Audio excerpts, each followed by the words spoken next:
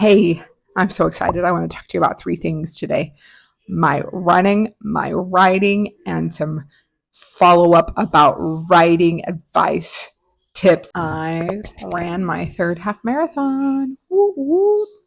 And I totally surprised myself, and I took second in my age group.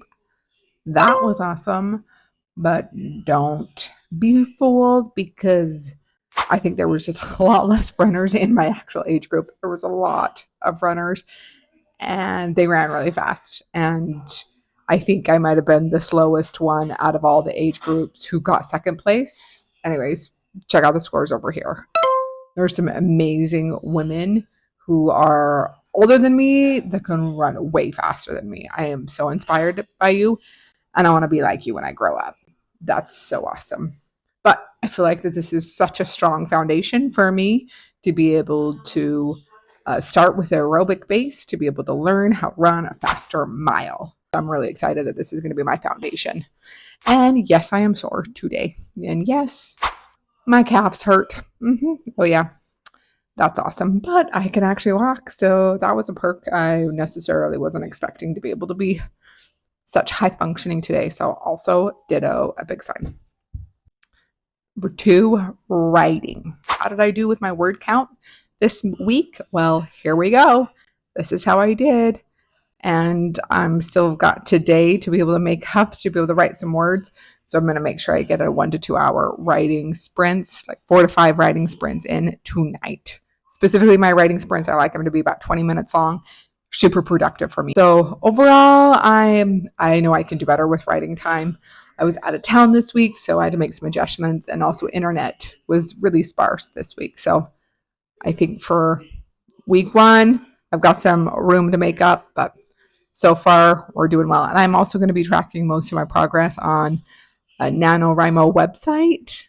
It's been something that I've done before, and it's worked out well for me for tracking my progress. Okay, number three, let's talk about some advice that I would give. And so last year I read 50 books on how to write a novel, and I absolutely loved it. I would not take that back for anything. I recently was at one of my husband's work conventions. I was able to talk to a lot of people who I typically don't get to talk to, and we talked a lot about writing, and they had a lot of questions. Either they've already published a book or that they're really wanting to take writing seriously. So I want to share with you a few things that we talked about. This is probably one of the best books that I read last year. As you can see, look at all these beasties, and it's called The Anatomy of Story by John Truby. Yeah, I can't even, like, I don't even know where to start. Like, there's so many good gems in here. Like, it's just solid. But, like, for me specifically, I was writing a rom com. So there's other specific books that are far more niche down into rom-com, but an overall breakdown of really what it looks like to write an awesome book and the components of what needs to be inside a good story. This is your book. Highly recommend it.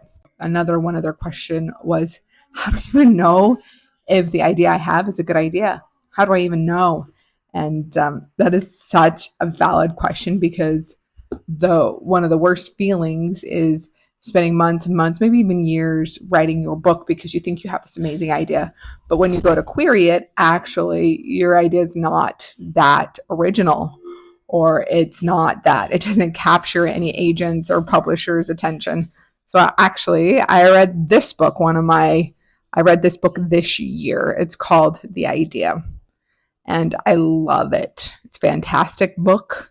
It's by Erik Bork, and it's The Idea, the 7 elements of a viable story for screen, stage, and fiction. It breaks down the 7 components of really basically for you to test your idea against these 7 principles of if it's a viable idea or not.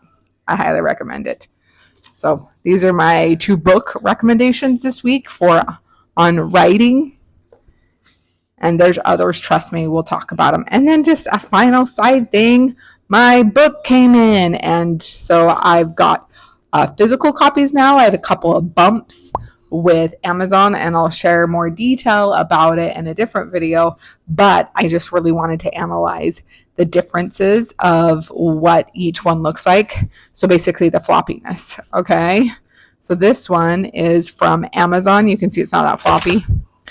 And this one is from Ingram Sparks. And I actually think I like Ingram Sparks quality just a baby bit better, just a baby bit. And just to kind of give you an idea of like what different floppiness can feel like. Well, check out this one overall. Oh, look at that. That floppiness is so fantastic. I just love how floppy it is. So it's amazing that we even have this opportunity to be able to publish, take a story idea and go all the way through and publish it.